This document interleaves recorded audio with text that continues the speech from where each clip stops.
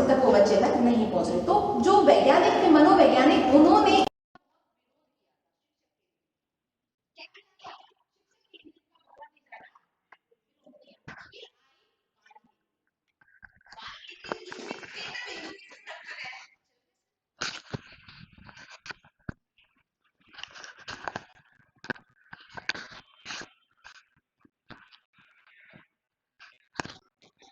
ठीक है, बाल केंद्रित में केंद्र बिंदु किसको रखा गया है? अब अनम्यूट है।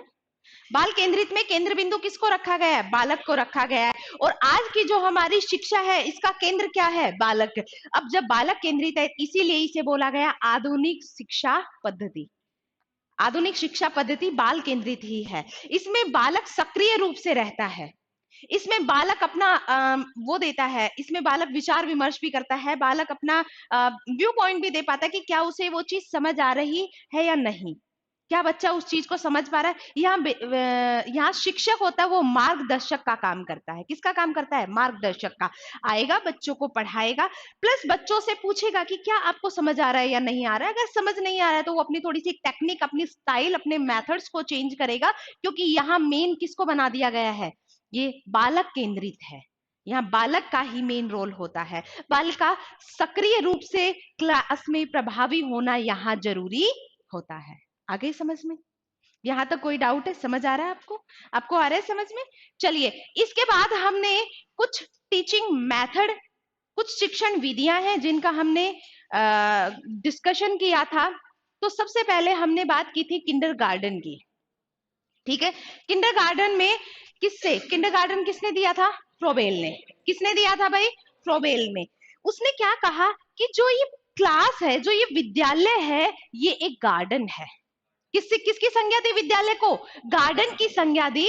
और इसमें जो शिक्षक है उसे माली की संज्ञा दी, और जो स्टूडेंट्स है, जो बालक है, उसे पौधों की संज्ञा दी।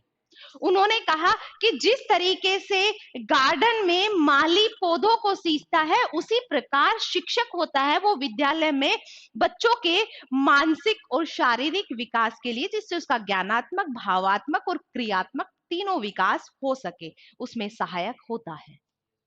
आ गया समझ में? ये थी किंडरगार्टन विधि। उसके बाद दूसरी कौन सी थी? मोंटेसरा, है ना? अगर इसकी बात करें तो ये मारिया मैडम, हाँ वो मैडम लगाओ। यहाँ पे जनरली महोदय, मैडम, सर का यूज किया जाता है। मैडम मारिया मोंटेसरा ने दी थी। देखिए, मैं से मोंटेसरा और मैं से मंदबुद्धि, मैंने बताया था याद करने का तरीका होता है मैं से मोंटेसरा और मैं से मंदबुद्धि। उन्होंने क्या कहा कि भाई ये जो शिक्षा पद्धति है ये मंदबुद्धि बालकों के लिए है। मोंटेसरा जो पद्धति है किसके लिए है? मंदबुद्धि बालकों के लिए है। इसमें कितने से कितने वर्ष के बच्चे रखे गए हैं? 3 से 6 वर्ष तक के बच्चे रखे गए हैं। और इसमें किस विषय का अध्ययन करवाया जाता है? इंग्लिश पे फोकस ज्यादा रहता है। उसके बाद नेक्स्ट कौन सी है भाई? खेल। खेल विधि किसके द्वारा दी गई है? हेनरी कोलवेव कुक के द्वारा। हेनरी कोलवेव कुक के द्वारा दी गई, और इसमें खेल खेल के माध्यम से बच्चों को पढ़ाना होता है। नेक्स्ट कौन सी है? डॉल्टन विधि। ये किसके द्वारा दी गई है? हेलन, ठीक है, हेलन पार्कहर्स्ट के द्वारा दी गई है। इसी को ही बोला जाता है स्वाध्याय विधि। कौन सी विधि बोला जाता है? स्वाध्याय विधि। स्वयं अध्ययन करना, सेल्फ स्टडी करना। ठीक है, यहाँ पे जो टाइम होता है, समय सारणी वगैरह होती है कि भाई जब आपको स्वयं को अध्ययन करना है तो आपके लिए कोई फिक्स टाइम नहीं होता है। आपके लिए कोई फिक्स टाइम, जैसे आप विद्यालय आ रहे हो, आप कोचिंग आ रहे हो, यहाँ पे आपका एक फिक्स स्केड्यूल होता है। वहां के लिए ऐसा नहीं होता है। बच्चा यहाँ पे क्या करता है? स्वयं अध्ययन करता है, और उसकी विषय वस्तु भी स्वतंत्र होती है। जरूरी नहीं होगा कि 1 बजे आपको पेडागोजी की ही क्लास लेनी है। उसमें आपकी जो इच्छा हो, जो आप पढ़ना चाहो, वही आप पढ़ते हो। यहां तक कोई डाउट है? चलिए नेक्स्ट की बात करते हैं, पर्यटन विधि। पैसे पर्यटन और पैसे पेस्टोलॉजी। किसने दी थी भाई पर्यटन विधि? पेस्टोलॉजी ने। इसमें एजुकेशनल टूर करवाए जाते हैं। आपको क्या करवाए जाते हैं? एजुकेशनल टूर करवाए जाते हैं। पर्यटक स्थलों पे, आपको पर्यटन स्थलों पे स्टूडेंट को लेके जाया जाता है और उससे बच्चों को सिखाया जाता है।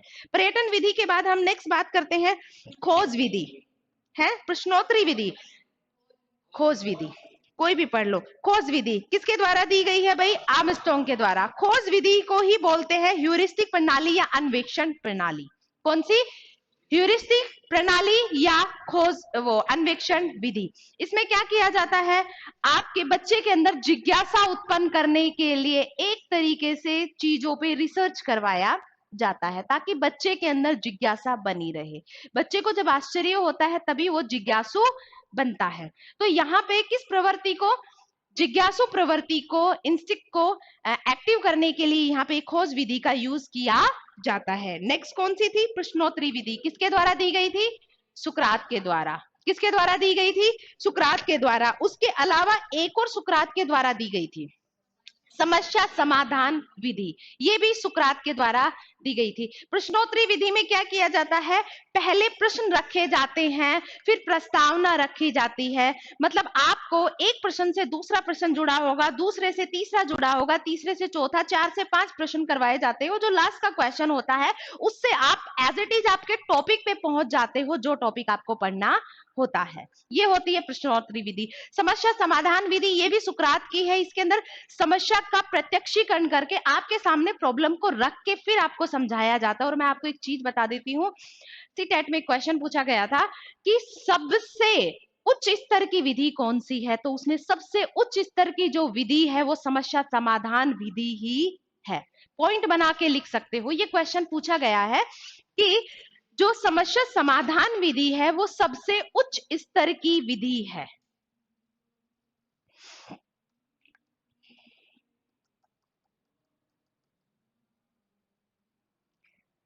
सबसे उच्च स्तर की विधि कौन सी है भाई? समस्या समाधान। क्योंकि इसमें देखिए आपको मैंने क्या समझाया, मुझे वो आपके सामने मैंने एक प्रॉब्लम रखी लाइक मैथ्स। मैंने आपको यहाँ पे आके गणित के या मैथ्स के कुछ फॉर्मूले वगैरह बताए और जब मैंने आपको वो क्वेश्चन दिया, मैंने आपको वो प्रॉब्लम दी, अगर आप उसे सॉल्व कर पाए तभी तो मुझे पता चलेगा कि क्या आप समस्या का समाधान कर पा रहे हैं या नहीं। तो प्रत्यक्षीकरण हुआ ना उसका, रियल लाइफ में रियल टाइम पे उसका इवैल्यूएशन कर पाए हम कि क्या ये चीज समझ आ रही है या नहीं। इसलिए इस विधि को उच्च स्तर की विधि कहा गया है, सबसे बेस्ट विधि कहा गया है। ये उच्च स्तर की विधि है। ठीक है, इसमें टीचर क्या होता है? मार्गदर्शक होता है और बच्चों के सामने प्रॉब्लम का प्रत्यक्षीकरण किया जाता है। बच्चों को प्रॉब्लम दे दी जाती है, टीचर उसमें हेल्प करता है और सॉल्व किसको करनी होती है? बच्चों को ही सॉल्व करनी होती है।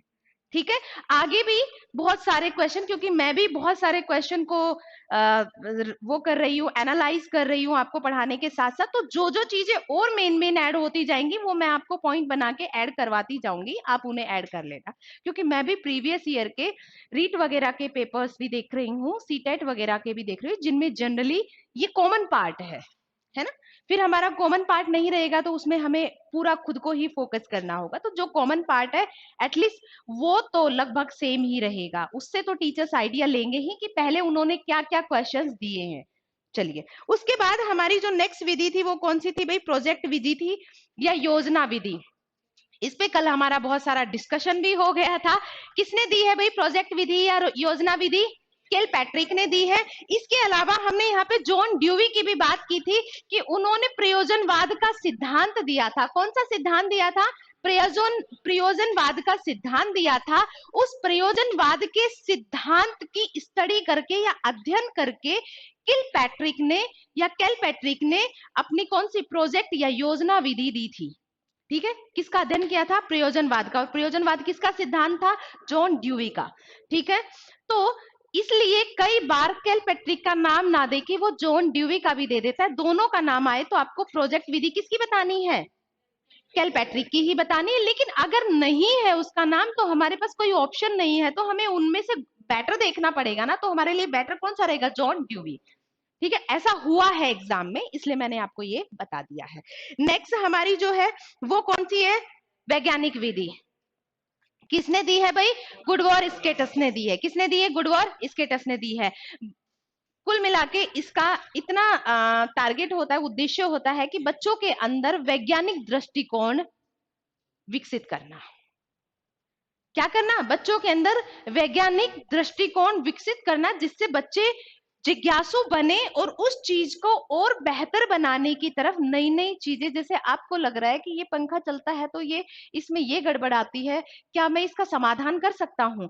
टीचर ने आपको पढ़ाया, फिजिक्स में आपने पढ़ा कि ये जो पंखा है ये किस तरीके से काम करता है, फिर आपने उसके ऊपर कुछ रिसर्च की, उसके अंदर कुछ और चीजें ऐड की और आपने इस चीज को और बेहतर बनाया जो प्रॉब्लम आपको लग रही थी, क्योंकि आपको सिखाया किसने? शिक्षक ने ही। तो यही क्या होता है? वैज्ञानिक दृष्टिकोण। इसके बाद हम बात करते हैं, यहीं तक करवाई थी, अब लिखना शुरू कीजिए, है ना। जो न्यू स्टूडेंट है जिनकी नहीं हुई है, एक बार आप ऐड कर लेना। मैंने हर एक चीज में छोटे छोटे पॉइंट्स में, मैंने बहुत थ्योरेटिकली इनको नहीं लिखवाया, बहुत छोटे छोटे पॉइंट्स में, आप पढ़ोगे पढ़ते ही समझ आ जाएगा। कोई भी चीज समझ नहीं आती क्लास भी ले सकते हैं, आपको मिलेंगे इसमें, और इसके अलावा आप मुझसे भी पूछ सकते हैं, ठीक। मैं आपकी बिल्कुल हेल्प करूँ, इन्हीं की नहीं पुराने स्टूडेंट्स की भी करूंगी। चलिए लिखिए, सूक्ष्म शिक्षण विधि।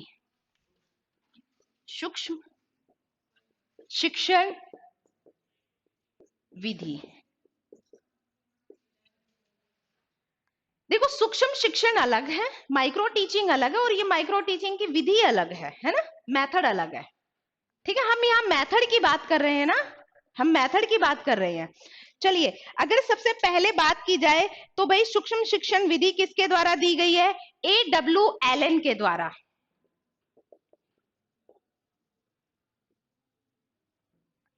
किसके द्वारा दी गई है? A.W. एलन के द्वारा दी गई है।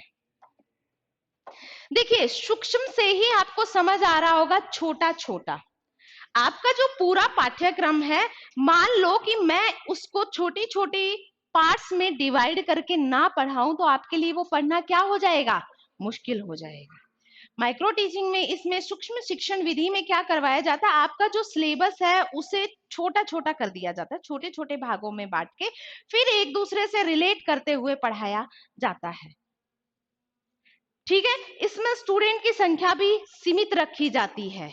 यही क्या होती है? सूक्ष्म शिक्षण विधि। लिखिए इसकी विशेषता, इसी के कुछ पॉइंट्स है, की पॉइंट्स। कक्षा का आकार क्या होता है? छोटा। मैंने बताया ना, इसमें स्टूडेंट्स भी कम ही रखते हैं। कक्षा का आकार छोटा। कक्षा का आकार क्या होता है? छोटा होता है। कक्षा का आकार छोटा, ठीक है। कक्षा का आकार कैसा रखा जाता है? इसमें छोटा रखा जाता है। जो पाठ्य वस्तु है, जो आपका पढ़ने का जो सिलेबस होता है, वो सीमित रखा जाता है। जैसे अभी तक मैंने आपको नहीं बताया कि आगे आपको क्या पढ़ना है, लेकिन मैं पॉइंट टू पॉइंट उन्हें कनेक्ट करते हुए जा रही हूँ। जैसे मैंने पहले शिक्षण विधि बताया, फिर मैं आपको शिक्षण के सिद्धांत बताऊंगी, तो ये छोटे छोटे पार्ट्स में मैंने उन्हें डिवाइड कर दिया है, ठीक है। तो पाठ्य वस्तु सीमित,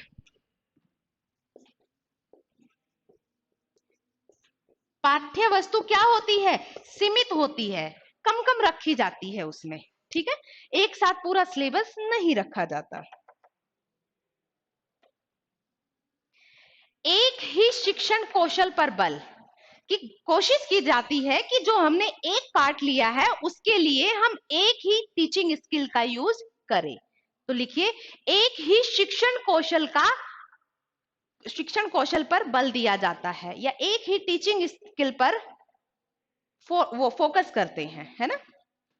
कक्षा में जो बच्चों की संख्या होती है वो 8 से 10 रखी जाती है ना।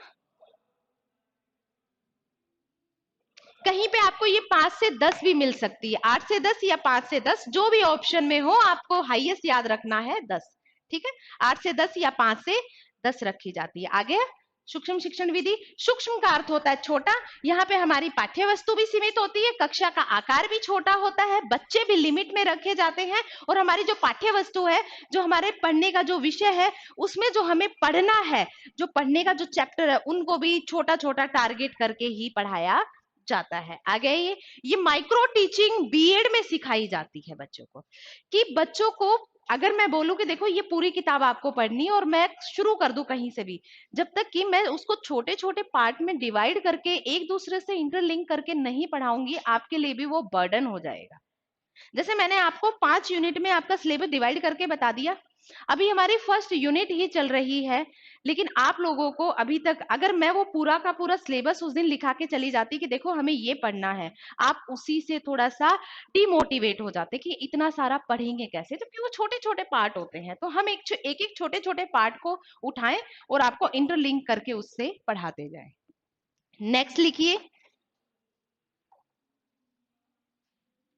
इकाई उपागम विधि। इकाई उपागम विधि,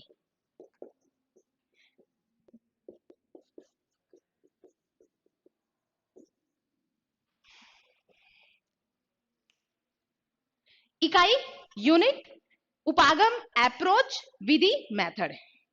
यूनिट, अप्रोच, मेथड, इकाई उपागम विधि किसके द्वारा दी गई है भाई? मोरी सर के द्वारा। किसके द्वारा दी गई है? मोरी सर। किसके द्वारा दी गई है? मोरी सर के द्वारा दी गई है। अच्छा, मैं सारी आपको लिखवा देती हूँ, फिर इनमें से मैं आपको 8-10 मेन बता दूंगी जो जनरली एग्जाम्स में पूछी जाती है। देखो पढ़नी तो सारी ही है, किसी बुक में आपको कुछ मिल जाएंगी, किसी बुक में आपको कुछ मिल जाएंगी, मतलब इकट्ठी आपको एक साथ सारी मिल पाए ना मिल पाए जरूरी नहीं है, लेकिन मैं इनको इंपोर्टेंट भी आपको बता दूंगी, जो कि पिछले पेपर्स, प्रीवियस ईयर के पेपर्स, इसके ना सही बाकी के तो आए हुए ही हैं, उनमें टीचिंग मेथड आया है, तो उससे मैं इंपोर्टेंट मार्क करवा दूंगी आपको। हार्डली 10-12 ही है जो आपको मेन याद रखनी है। फोन साइलेंट कर लो। देखो भाई, इकाई उपागम विधि है ना, यूनिट अप्रोच मेथड, बिल्कुल सूक्ष्म विधि की तरह ही होता है, बस यहाँ पे स्टूडेंट वगैरह का टारगेट नहीं होता कि हमें स्टूडेंट इतने ही कम रखने। इसमें क्या किया जाता है, सिलेबस को यूनिट्स में डिवाइड कर दिया जाता है और यूनिट्स में डिवाइड करके आपको पढ़ाया जाता है। तो लिख दो, यूनिट प्लान होता है। यूनिट प्लान, यूनिट, यूनिक नहीं, यूनिट प्लान, यूनिट प्लान होता है, ठीक है। विषय को छोटे छोटे भागों में बांट दिया जाता है। विषय को छोटे छोटे भागों में बांट दिया जाता है। ये हो गया आपका इकाई उपागम विधि। इकाई का मतलब है यूनिट, बस भाई विषय को छोटी छोटी यूनिट्स में ही डिवाइड करना क्या होता है हमारा? हमारा यूनिट अप्रोच मेथड, इकाई उपागम विधि किसके द्वारा दी गई है? मोरी सर के द्वारा दी गई। मैं इनको आपको एक दो बार रिपीट करवाती रहूंगी बीच बीच में भी, ताकि आप इसे भूले ना, क्योंकि ये चीजें हैं जो थोड़ा भूलने की हैं, आपको बार बार रिवाइज करनी ही पड़ेंगे। नेक्स्ट लिखिए आप, बिनेटिका प्रणाली। मैं लिख देती हूँ, बिनेटिका मैं लिख रही हूँ।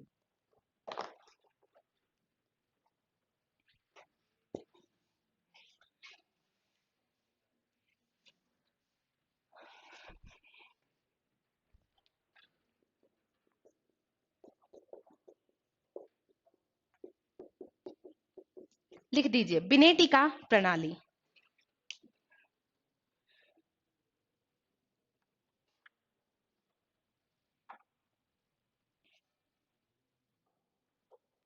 डॉक्टर कार्लटन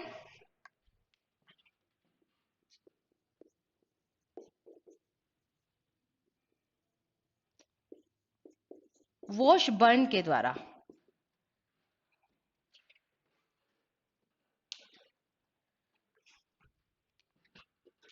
कार्लटन वॉशबर्न के द्वारा दी गई है।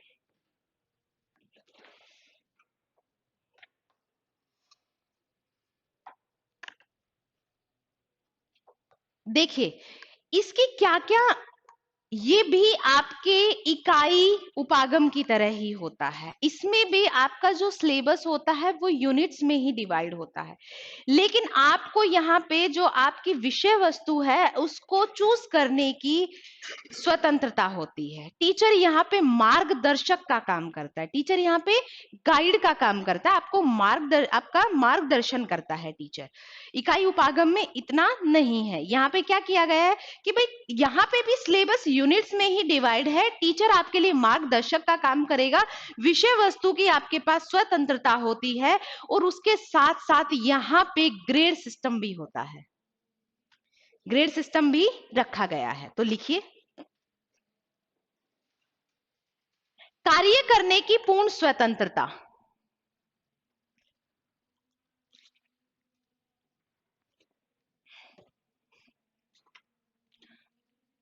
कार्य करने की पूर्ण स्वतंत्रता। सिलेबस यूनिट्स में डिवाइड होता है, सिलेबस यूनिट्स में डिवाइड होता है,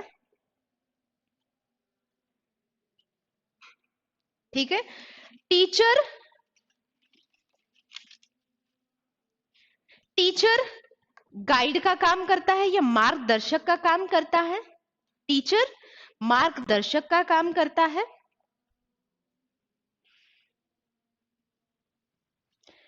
ग्रेड सिस्टम होता है। नेक्स्ट पॉइंट इसी के अंदर क्या लिख दो, ग्रेड सिस्टम होता है। इसमें ग्रेडिंग के आधार पर मूल्यांकन किया जाता है।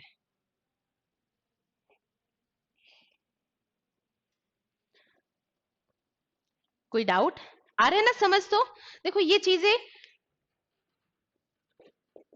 ड्रेकॉली ड्रेकॉली विधि किसके द्वारा दी गई है? ड्रेकॉली के द्वारा ही दी गई है, ड्रेकॉली के द्वारा ही दी गई है। बड़ी ही इंपॉर्टेंट है ड्रेकॉली विधि। किसके द्वारा दी गई है? ड्रेकॉली के द्वारा ही दी गई है। देखिए इसके अंदर क्या किया जाता है, ये स्पेशल उन स्टूडेंट के लिए होती है जो अवसाद ग्रस्त होते हैं, मेंटली डिस्टर्ब होते हैं, मेंटल प्रेशर है ना, जो अवसाद में रहते हैं, मेंटली प्रेशर में रहते हैं, या डिप्रेशन, अवसाद का अर्थ होता है डिप्रेशन। ये डिप्रेस्ड स्टूडेंट्स के लिए इस विधि का यूज किया जाता है। इसमें ना समय सारणी अलग प्रकार की होती है। सुबह का जो समय होता है ना, उसमें जनरली स्टूडेंट को भाषा से संबंधित चीजें करवाई जाती हैं। सुबह का जो समय होता है, मॉर्निंग की जो शिफ्ट होती है, इसमें दो शिफ्ट रखी जाती है, एक मॉर्निंग शिफ्ट और एक इवनिंग शिफ्ट। जो मॉर्निंग का टाइम होता है उसमें स्टूडेंट को जनरली लैंग्वेज पे वर्क करवाया जाता है, भाषा पे कार्य करवाया जाता है। उनको विषय वगैरह बाकी के अन्य विषयों का बर्डन नहीं दिया जाता, उनको भाषा का वो दिया जाता है।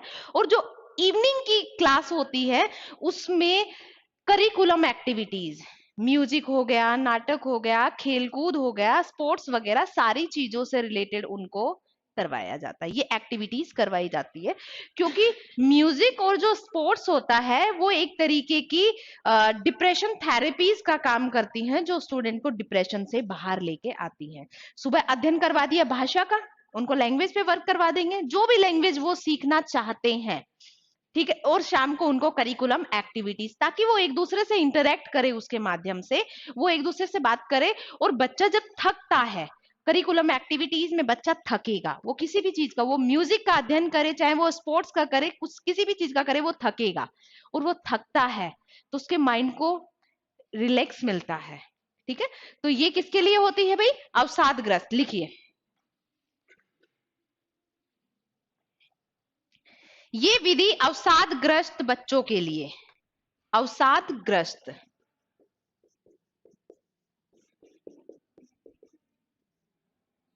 किसके लिए होती है भाई? अवसादग्रस्त बच्चों के लिए, है ना। जो स्टूडेंट डिप्रेशन से जूझ रहे हैं उनके लिए ये विधि होती है। नेक्स्ट पॉइंट इसी में ही लिख दीजिए, विशेष समय सारणी का निर्माण किया जाता है। विशेष समय सारणी का निर्माण किया जाता है। उनका पूरा दिन कैसे उनका पूरा दिन कैसे यूटिलाइज करवाएं, उसके लिए एक मॉर्निंग शिफ्ट रख दी जाती है, एक इवनिंग।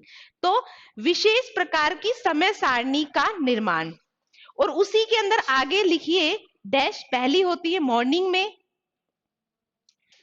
भाषा की शिक्षा। मॉर्निंग में किसकी शिक्षा दी जाती है? भाषा की शिक्षा। अब वो भाषा कोई भी हो सकती है, क्योंकि भाषा सीखने में बच्चों को बड़ा ही मजा आता है, उनका इंटरेस्ट जनरेट होता है यहाँ पे। तो ठीक है, मॉर्निंग शिफ्ट किसके लिए? भाषा के लिए, है ना, भाषा सिखाने के लिए। और जो इवनिंग होती है, लिखिए, इवनिंग में खेल कूद और कला से संबंधित, कला में ब्रैकेट में लिख दो म्यूजिक, आर्ट एंड क्राफ्ट, सब, गीत संगीत सब कुछ, ठीक है। कला में आप लिख दो गीत संगीत, म्यूजिक, आर्ट एंड क्राफ्ट, हर एक चीज जिससे बच्चे का माइंड डाइवर्ट हो, उसे ब्रेन उसको कहते हैं ना मेंटल प्रेशर लेने की जरूरत ना पड़े। आप अगर हिंदी सीखने आ रहे हो तो आप इतना मेंटल प्रेशर नहीं लोगे, क्योंकि आपको वो बोलनी है और उसके लिए आपका एक एनवायरनमेंट क्रिएट करवाया जाता है और उसके थ्रू आप क्या करते हो, उसे खेल मतलब कहते हैं ना कि क्लास क्लास में ही सीखने लग जाते हो। वो तो आपको इंग्लिश भी बर्डन लगती है, लेकिन अगर आप इंग्लिश लर्निंग के लिए जाते हो तो आपका जो एनवायरनमेंट होता है, आपको क्लास से तो मेरे हिसाब से 20-30% समझ आता है, 70-80% आप उस एनवायरनमेंट से सीख जाते हो। तो वहां एक ऐसा एनवायरनमेंट जनरेट किया जाता है जिससे वो भाषा कि भैया आपको बोलना है, अब आपको इसका कोई टेस्ट वगैरह तो देना नहीं है। तो इस तरीके से बच्चों को, अवसादग्रस्त बच्चों के लिए ये ड्रोकाली की जो विधि है इसका यूज किया गया। नेक्स्ट लिखिए, ब्रेल पद्धति।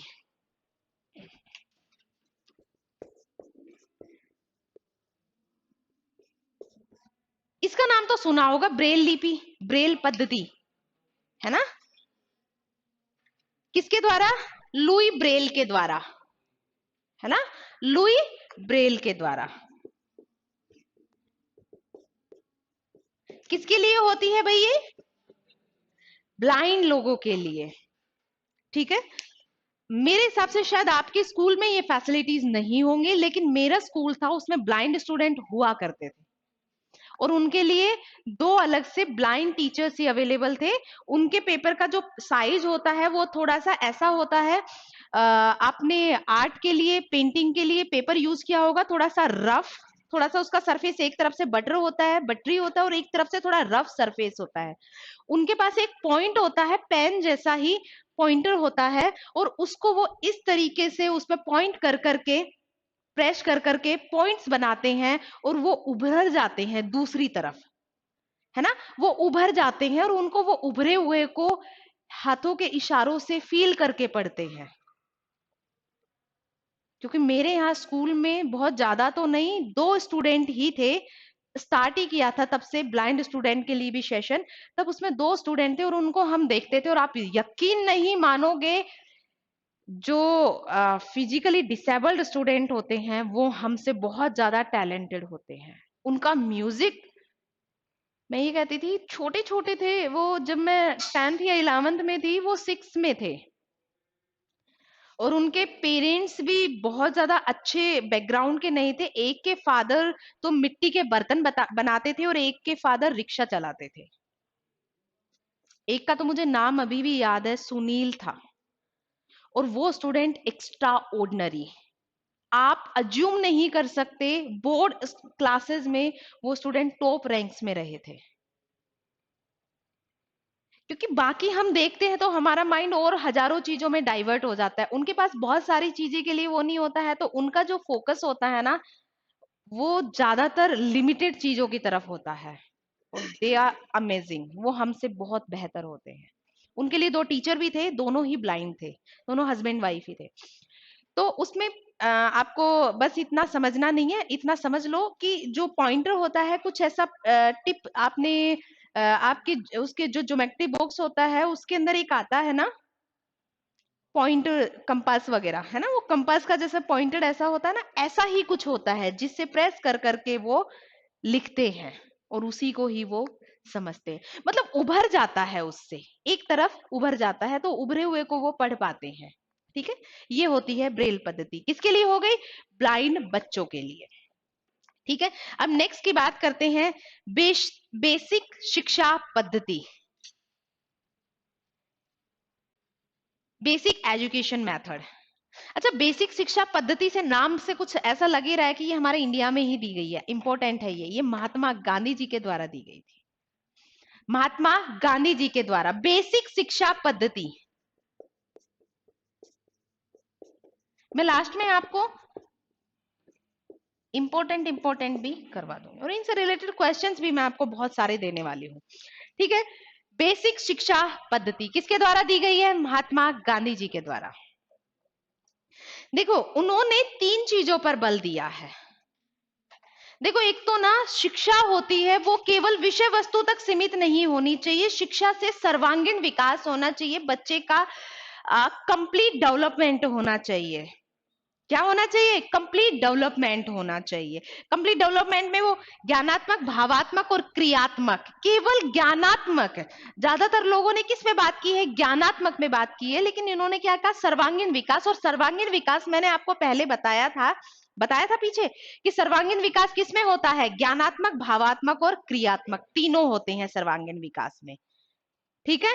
और अगर जहां विषय वस्तु को फोकस करके किया जाता है वो सिर्फ ज्ञानात्मक होता है, वो सिर्फ नॉलेज के लिए होता है, आपकी सिर्फ नॉलेज बढ़ाता है, आपको इमोशनली और आपको प्रैक्टिकली उन चीजों की प्रैक्टिस नहीं करवाता है। जबकि इन्होंने सर्वांगीण विकास में तीनों चीजों पे फोकस किया जाता है कि आपकी नॉलेज भी अच्छी होनी चाहिए, आप इमोशनली भी उस चीज से डील कर पाए, प्लस आप उसका प्रैक्टिस भी करें, आप उसको प्रैक्टिकली भी करके देखें। तो तीनों पे तो इन्होंने एक बताया सर्वांगीण विकास, एक उन्होंने कहा कि 7 साल तक के बच्चों के लिए जो शिक्षा है वो निशुल्क होनी चाहिए। कैसी होनी चाहिए? निशुल्क शिक्षा। और उन्होंने एक और चीज बताई कि भाई बच्चों को शिक्षा के साथ साथ हस्तकला का, है ना, हस्तकला, हैंडीक्राफ्ट, हाथों से बनाने वाली चीजों का भी सिखाना चाहिए, ताकि बच्चे, पहले क्या था, हमारे पास इतनी टेक्निक्स नहीं थी, हम किस पे डिपेंडेंट थे? उद्योगों पे, कुटीर उद्योग जिसमें हस्त कला ज्यादा हमारी वो हुआ करती थी, धागा, कपड़ा वगैरह सब कुछ हाथों से ही बुना जाता था। तो उन्होंने क्या कहा कि बच्चों को हस्तकला पे फोकस करना सिखाना चाहिए, ताकि बच्चा रोजगार के लिए सक्षम बन सके।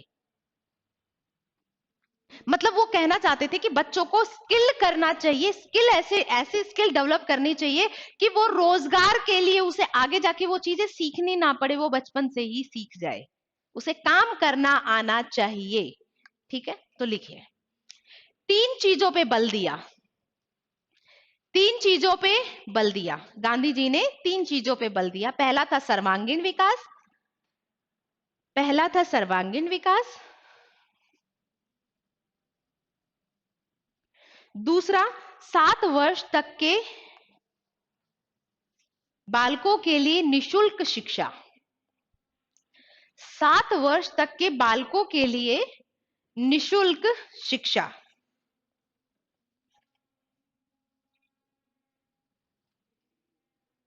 और तीसरा पॉइंट था हस्तकला का ज्ञान।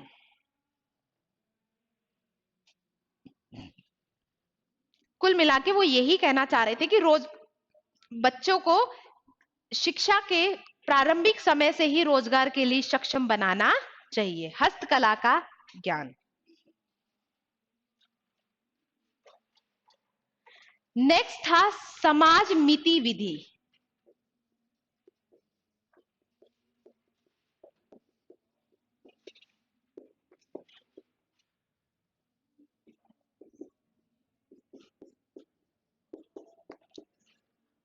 कौन सी है भाई?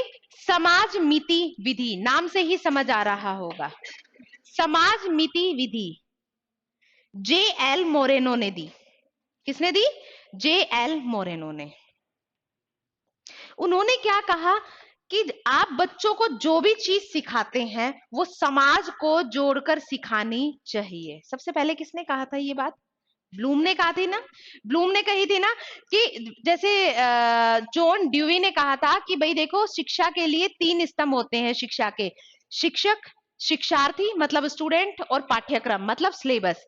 तो ब्लूम ने कहा था कि केवल 3 स्तंभों से काम नहीं चलता, पाठ्यक्रम के साथ साथ समाज भी होना चाहिए।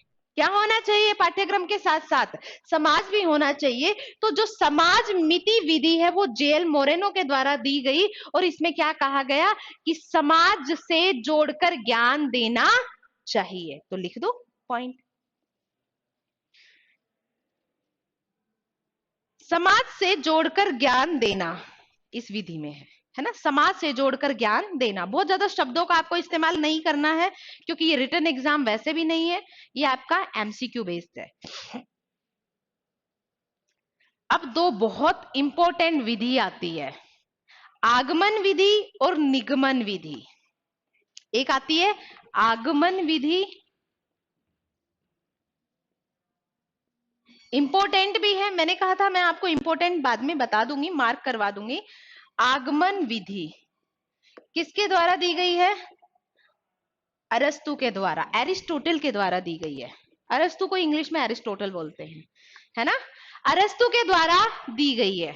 देखिए, आगमन विधि में समझिए, आगमन और निगमन विधि एक दूसरे के विपरीत ही है ना। यहाँ पे थोड़ा सा कंफ्यूजन है, बहुत सारी जगह अरस्तु का नाम ना देके दूसरे किसका नाम दिया जाता है, मेरे को नाम याद नहीं आ रहा, पर किसी और का नाम दिया जाता है, लेकिन ये अरस्तु का ही दी हुई विधि है, मेथड है। मेरे को नाम याद आएगा तो मैं बता दूंगी, एक और नाम आता है, नाम याद नहीं आ रहा, अभी स्लिप हो गया माइंड से। तब तक मैं आगमन विधि समझा देती हूँ। आगमन विधि में किसके द्वारा दी गई? अरस्तु के द्वारा। इसमें क्या कहा गया है? किसी भी चीज को समझाने से पहले उसका उदाहरण दो। उसका क्या दो? पहले उदाहरण दो, फिर उस चीज को समझाओ। जैसे मुझे आपको ग्रेविटेशनल फोर्स के बारे में बताना है, मैंने आपको गुरुत्वाकर्षण बल के बारे में बताना है, तो मैं गुरुत्वाकर्षण बल के बारे में ना बता के मैं आपको सीधे आपके सामने लेके आऊं और मैं बोलूं देखो ये मार्कर है, ये मैंने पकड़ा हुआ है, और जैसे ही मैं इसको नीचे गिराती हूं ये नीचे की तरफ आता है। मतलब ऊपर कोई भी चीज फेंकी जाती है वो वापिस से नीचे की तरफ आती है। मैंने आपको उदाहरण दिया कि कोई भी चीज ऊपर से जब भी हम गिराते हैं या ऊपर की तरफ फेंकते हैं तो वो नीचे की तरफ आती है। फिर मैंने कहा कि देखिए गुरुत्वाकर्षण बल होता है जिसके कारण हम कोई भी वस्तु को ऊपर फेंकते हैं वो नीचे आती है। पहले मैंने क्या दिया आपको? एग्जाम्पल दिया। फिर मैंने आपको क्या बताया? उसका उसका लॉ बताया, उसका नियम बताया। तो ये यही कहना चाहता है कि आगमन में पहले उदाहरण दो, फिर उसका नियम बताओ। तो लिख दो, उदाहरण से नियम सिखाना। उदाहरण से नियम सिखाना, उदाहरण देके नियम सिखाया जाता है इसमें। उदाहरण से नियम सिखाना, उदाहरण से नियम सिखाना। और ब्रैकेट में आप लिख सकते हो अपनी फैसिलिटी के लिए, पहले उदाहरण। पहले उदाहरण देते हैं, पहले क्या देते हैं? उदाहरण देते हैं।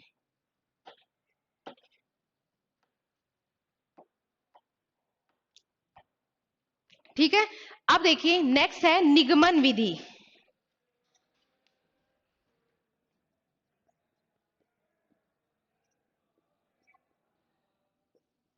ये भी अरस्तु के द्वारा ही दी गई। निगमन विधि ये आगमन विधि की जस्ट विपरीत होती है। इसमें पहले नियम बताया जाता है, फिर आपको उदाहरण दिया जाता है। उसी का उल्टा कर दो कि मैं पहले आपको गुरुत्वाकर्षण बल के बारे में बता दूं और फिर मैं आपको उसका एग्जाम्पल दे दूं। इसमें पहले नियम बताया जाता है, फिर उदाहरण दिया जाता है। और नीचे लिख सकते हो आगमन विधि की जस्ट विपरीत होती है। नियम पहले, उदाहरण बाद में।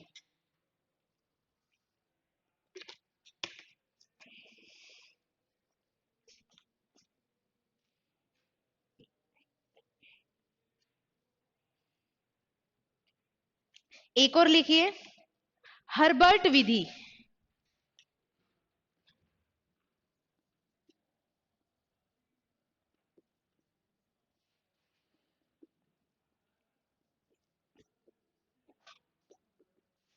हर्बर्ट स्पेंशन के द्वारा दी गई थी।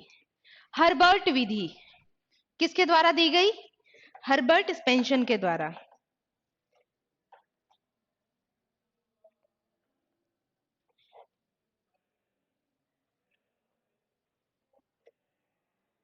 इसे पंचपदीय प्रणाली भी कहा जाता है। इसे पंचपदीय,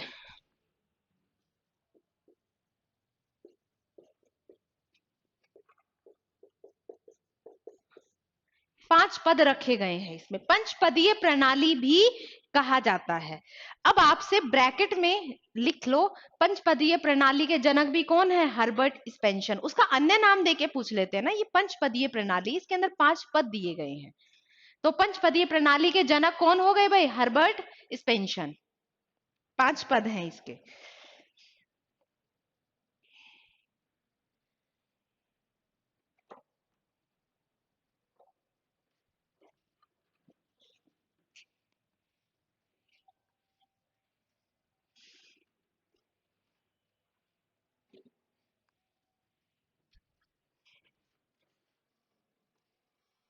इसमें क्या किया जाता है, इसके 5 पद, भाई 5 पदों के आधार पर इसे पंचपदीय प्रणाली कहा गया है। तो इसके 5 पद कौन कौन से हैं? तो इसका सबसे पहला पद है प्रस्तावना देना। जैसे हमारे संविधान की प्रस्तावना है ना, वो हमारे संविधान का पूरा आईना है। पूरे संविधान के अंदर क्या उद्देश्य हैं वो प्रस्तावना में ही बताए गए हैं। सबसे पहले प्रस्तावना देना, सेकंड क्या है, प्रस्तावना का प्रस्तुतिकरण।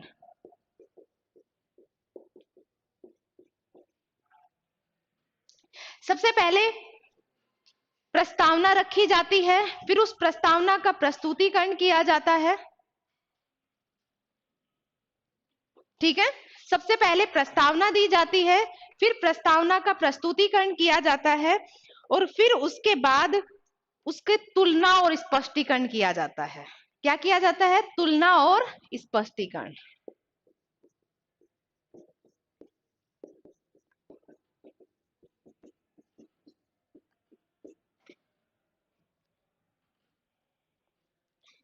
ठीक है, फिर क्या किया जाता है? उसका तुलना और स्पष्टीकरण, और उसके बाद उसका क्या किया जाता है? सामान्यीकरण, जनरलाइजेशन।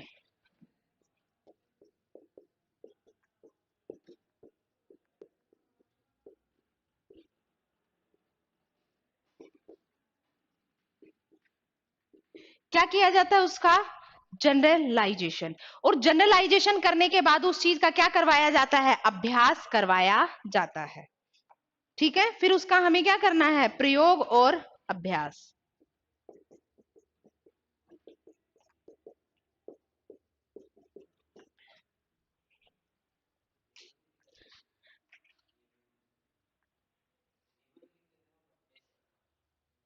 नहीं नहीं, मैंने आपको कोई भी टॉपिक स्टार्ट करवाया, शिक्षण विधि।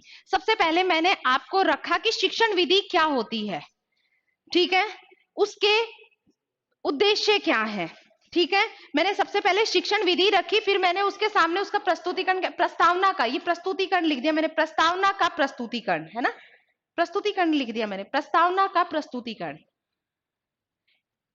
प्रस्तावना का प्रस्तुतिकरण यहां पे लिख दो। मैंने बोला तो प्रस्तावना का प्रस्तुतिकरण था, लिख दिया प्रस्तुतिकरण। तो सबसे पहले मान लो कि मुझे शिक्षण विधि स्टार्ट करवानी है, तो शिक्षण विधि क्या है मैं आपके सामने रख दूं, फिर मैं शिक्षण विधि के बारे में आपको डिटेल से समझाऊं। ठीक है, सबसे पहले उसकी प्रस्तावना रखी जाती, फिर उसका प्रस्तुतिकरण, फिर मैं उसको, अगर वो कंपेयर करने वाली चीज है तो मैं आपको कंपेयर करूं, और फिर मैं आपको वो कंपेयर करने के बाद आपको स्पष्ट रूप से समझाऊं कि देखो ये कंपेयर करने के बाद ये इसमें फर्क आता है, ये अंतर आता है। फिर उसका सामान्यीकरण, जनरलाइजेशन, एक होता है स्पेशलाइजेशन और एक होता है जनरलाइजेशन, उसका सामान्यीकरण करना। जनरलाइजेशन में क्या करते हैं, बहुत सारी वो जो एक चीज है उसको बहुत सारे पॉइंट्स में डिवाइड कर देते हैं, और स्पेशलाइजेशन में क्या करते हैं, बहुत सारे टूटे हुए पॉइंट को एक उस पे लेके चले जाते हैं। तो इसमें क्या करते हैं, कोई भी पार्ट है उसको मैंने छोटे छोटे पार्ट में जनरलाइज करके सामान्यीकरण किया, उनका छोटे छोटे टुकड़ों में तोड़ा और आपको समझा दिया। समझाने के बाद अब आपको वो चीज समझ आ चुकी है, अब आप उसको प्रैक्टिकल करवाना, आपको उसका यूज करवाना, ताकि आप उसका प्रयोग कर सके और आप उसका अभ्यास भी कर सके। अभ्यास बार बार किया जाता है, इसलिए इसमें 5 पद दिए गए थे, इसलिए इसे पंच पद्धति भी कहा जाता है। और इसलिए पूछ लिया जाता है पंच पदीय पद्धति के जनक कौन है। ठीक है, तो कौन है? हर्बर्ट स्पेंशन। यहां तक किसी को कोई डाउट है? समझ आ रहा है? चलिए अब नेक्स्ट लिखिए।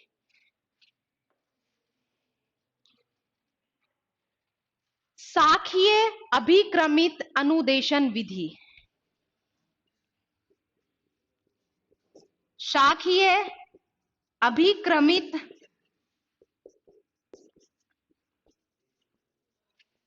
अनुदेशन विधि। शाखीय अभिक्रमित अनुदेशन विधि।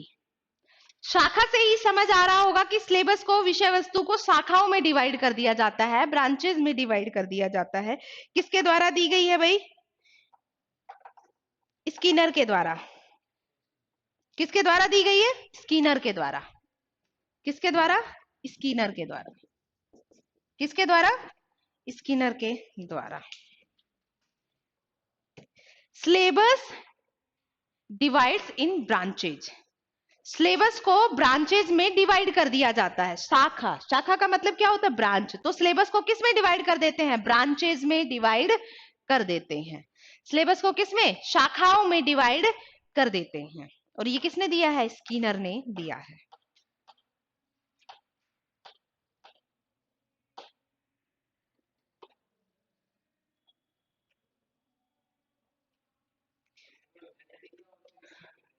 है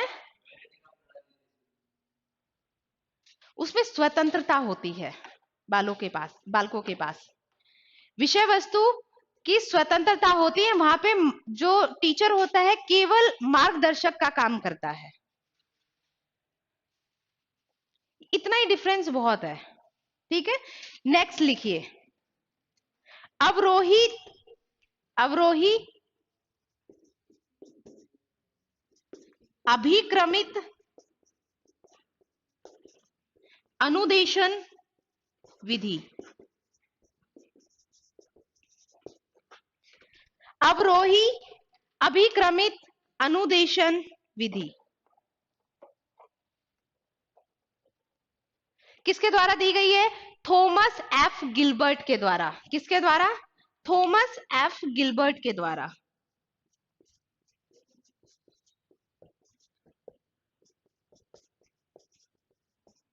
किसके द्वारा दी गई है भाई? थॉमस एफ गिलबर्ट के द्वारा दी गई है। थॉमस एफ गिलबर्ट के द्वारा दी गई है। इसमें लिखिए, देखिए इसमें क्या है, ये जो विधि है ये समस्यात्मक बालकों को ध्यान में रखकर बनाई गई है। एक तरीके से आप गणित का एग्जाम्पल ले सकते हैं। ठीक है, एक तरीके से आप गणित का कि पहले समस्या आपके सामने रखी जाती है, फिर आपसे उसका सॉल्यूशन करवाया जाता है। बहुत सारे बच्चों के अंदर बहुत सारी एक्साइटमेंट होती है इस चीज के लिए।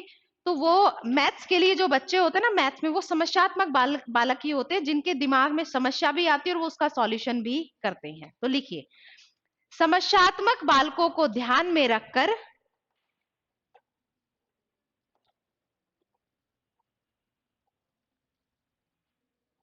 समस्यात्मक बालकों को ध्यान में रखकर किया जाता है। मतलब समस्यात्मक बालकों को ध्यान में रखा जाता है। आप ये लिख सकते हैं, आप लिख सकते हैं गणित में सहायक है ये विधि। किसमें सहायक है? गणित में।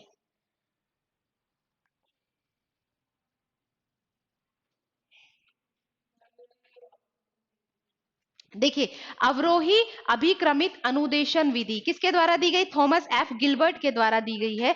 ये जो विधि है ये समस्यात्मक बालकों को ध्यान में रखकर बनाई गई है, या इसका अध्ययन उसी के आधार पर किया जाता है। बच्चों के मन में, जैसे आपको मान लो आई मैं और यहाँ पे मैं कुछ भी करवा के चली गई, आप लोगों को कोई प्रॉब्लम ही नहीं आ रही है। लेकिन बहुत सारे अगर मैं मैथ्स यहाँ पढ़ाने आती हूँ तो बहुत सारे स्टूडेंट तो वैसे मैथ्स भी ऐसे ही पढ़ के चले जाते हैं, लेकिन मैथ्स पढ़ने से आपके माइंड में समस्या आती है, प्रॉब्लम क्रिएट होती है कि ये चीज ऐसे क्यों हुई, ये चीज ऐसे क्यों नहीं हो सकती। फिर आप उसका सॉल्यूशन करते हैं। तो ये किस में हेल्पफुल होती है? ये मैथ्स के लिए हेल्पफुल होती है। आपके माइंड के अंदर जो प्रॉब्लम जनरेट होती है आप उसका सॉल्यूशन भी करते हैं। तो वो समस्यात्मक बालक ही होते हैं जिनको समस्या आती है।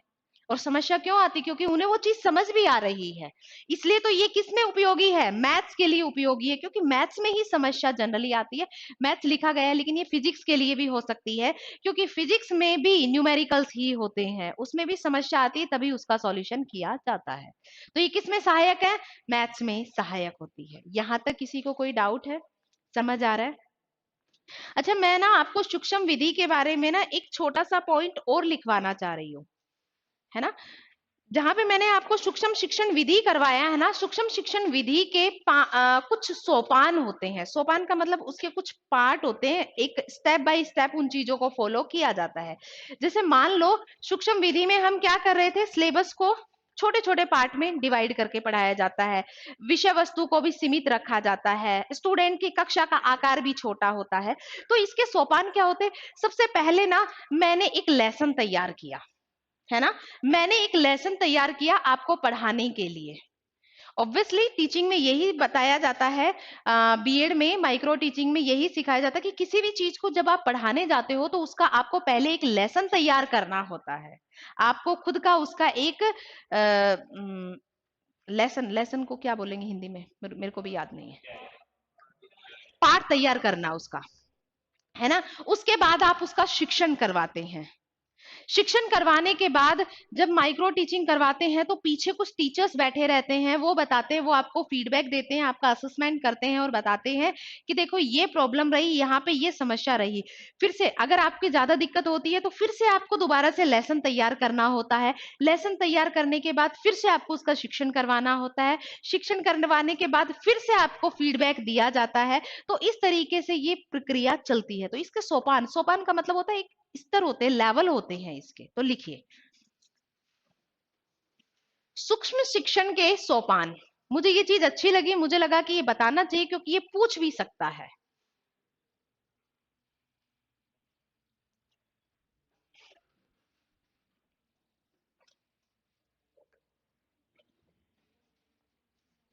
देखिए, ये बार बार चलती है इसलिए इसको हम सर्किल में बनाएंगे। सूक्ष्म शिक्षा के सोपान, हमने जो सूक्ष्म शिक्षण विधि जो पढ़ी है उसी के सोपान है।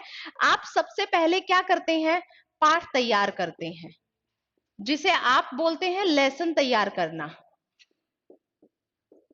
ठीक है, लेसन तैयार करवाने के बाद आप उसका शिक्षण करवाते हैं, टीचिंग करवाते हैं।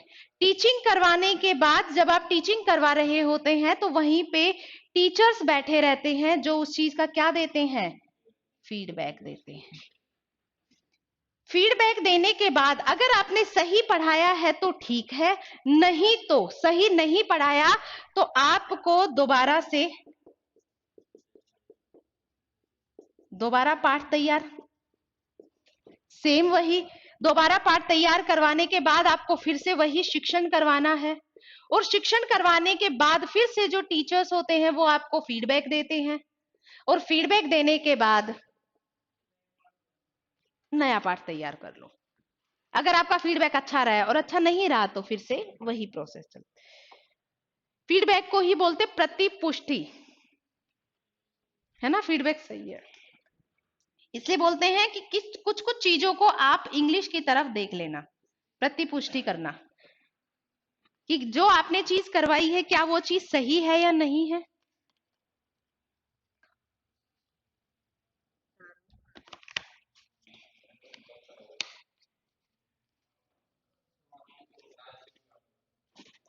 आज के लिए काफी है।